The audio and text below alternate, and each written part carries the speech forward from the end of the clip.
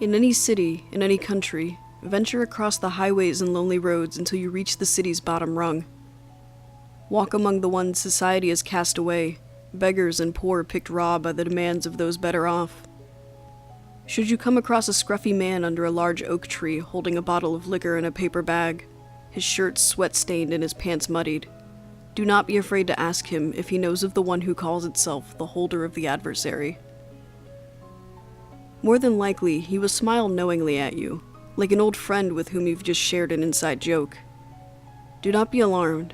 The man knows of the one you search for. The less fortunate of us often know things we will never dream of. He will guide you to a manhole and casually slide the metal lid off with one grimy boot. Tossing you a small flashlight which flickers precariously, he will urge you down into the darkness. Once inside the putrid womb of the sewage system, you will come to realize that it bears no unpleasant scent. No scent whatsoever, in fact. But turning on the flashlight and gazing at your surroundings, you will notice you are in a round room. On all the walls will hang partially decomposed bodies, their owners forever suspended in a state of half-awareness, feeling all the pain and horror of a body withering and rotting around them. Corpses litter the floors, and you may notice that one nearly touches you. Do not shrink back. To show cowardice would invite no creature or entity that you would do well to know. Once you have observed your surroundings, the smell will arrive. It will be the most awful thing you could imagine. Human and animal excrement, sulfur, rotting bodies, burning flesh. You'll want to claw your nose from your face, and the watering of your eyes will nearly blind you. But do not cower, do not run, and resist the urge to vomit. You will find a thought in your head, unbidden. We are the remains of the ones who could not face the Adversary.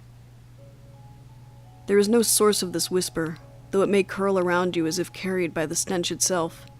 Suddenly, the bodies will rupture and burst, one by one, releasing more of the horrible stench and bathing you in rotted bodily fluids and slimy chunks of human refuse. The corpses then will sink to the floor, and what rises from the slurry is a creature of pure beauty. Man, woman, or something else entirely. It depends on you yourself. It will not be possible to shake your gaze from this gorgeous naked human until you realize the creature is an idealized caricature of you. Confident, heart-achingly gorgeous, smiling a gentle, patient smile, it will be everything you yourself could ever desire to become. You will be overcome by a sudden jealousy, a total anger, a need to annihilate this perfect you. Do not give in, no matter how strong the temptation. If you do, you are doomed to the Adversary's wrath, the eternal torment of the damned you have witnessed prior. There is only one question you must ask the exquisite creature. What could they destroy? The holder of the Adversary will laugh at you melodically, condescendingly, and will explain to you as though you are a small, stupid child exactly the answer to your question. It will spare you no details, even the most horrific. Though horrifying, the story will be interesting and calming to listen to, and you will find yourself absorbed in a childlike fascination with the holder. You may liken its story to one told to you by a loved one, or a guide when you were a child, and you will know that you now have the key to defeating the Adversary, that which the damned could not acquire. At the end of the story, the holder will ask, smiling pleasantly, "What will you do now, my child?" If it asks you anything else, or tells you something different, your fate is sealed, and when you eventually emerge from the sewer, the ragged people you have encountered will descend upon you, like ravenous animals, and tear you apart with tooth and nail, feeding on your body. There is no escape, only the knowledge that it will happen. Regardless of your fate, the holder will place an object in your palm and close your hand around it. "You mustn't open your hand until you are free of this place," it will say, as a fitting goodbye. Now you must turn and leave, and do not look back. Once you escape the sewer, and if you are lucky, you may open your fingers. What you will find there is a green plastic army man toy. That toy is Object 14 of 538.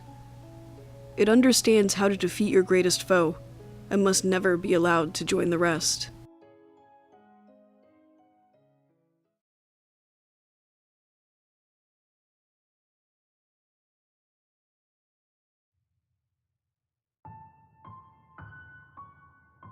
In any city, in any country, go to any mental institution or halfway house you can get yourself to.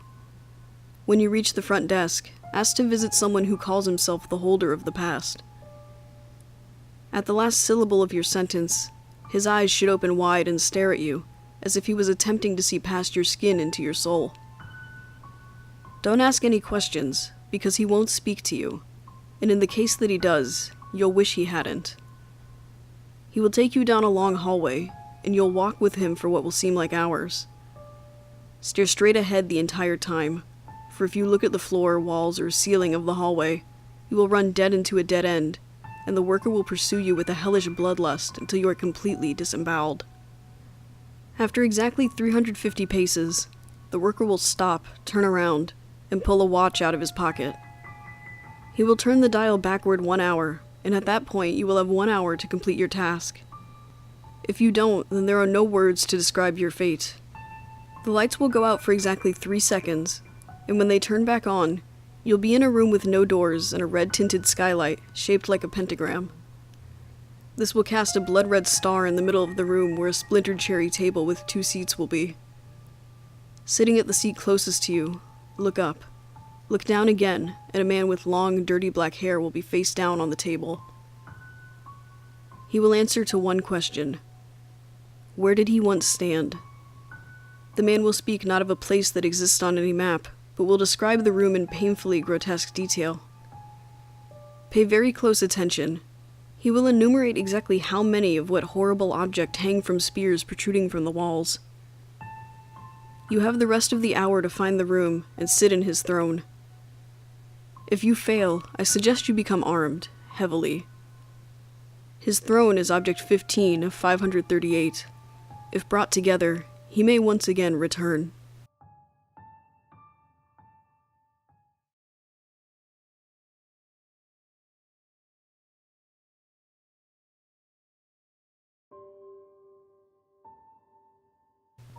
In any city, in any country, go to any mental institution or halfway house you can get yourself to. When you reach the front desk, ask to see someone who calls himself the holder of the future. Do not follow if the attendant offers to show you the way. He's not the true guide and will lead you into madness. The true guide will fall silent and hand you a sheet of paper on which the way forward is written, in lines of blood and fire. Walk forward, concentrating on the writing. If your focus doesn't waver, you will pass through both desk and man to find yourself in a long, disused hallway. It may once have seemed opulent, full of color and promise, but the walls are now stained and the carpet is black and filthy. As you pass through the hall, images will flicker in previously unseen windows. It may seem that, from the corner of your eye, you see friends long dead beckon to you, or lost lovers turned young and new once more, as they offer themselves to you again. Voices seem to whisper that the windows hold second chances, opportunities to make things right. You can choose again, they seem to say, but you mustn't look up from the paper in your hands. To do so is to glimpse fully what watches you from the outside, and that would leave you at an end truly beyond salvation. Accounts differ as to the hallway's ultimate impossible length. Some say that you must continue to walk until you have glimpsed each of all of your possible futures through the windows. Others imply that the closer the time of uniting approaches, the shorter one will find the journey to the end of the hall. If the latter is true, may all who enter find their path long beyond reckoning. You may only look fully away from the paper at the end of the hallway, and even there, you may never look behind you. The door before you leads into a ballroom that, like the hallway, has fallen from its former bright elegance into filth and despair. Move forward into the gloom until the door and all chance of escape are lost behind you. Walk with care. The holder watches you even now. The path forward once passed straight through the center of the room, but the center is not held over the many years, and the way has drifted.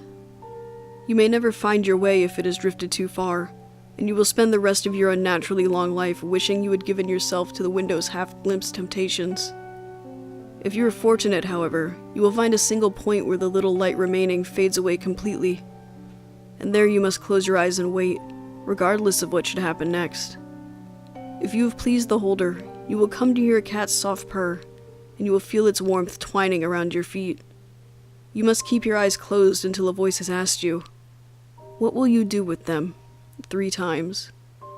To answer the first or second time will turn the purrs to snarls as the touch of 1,000 razored claws pricks at your throat.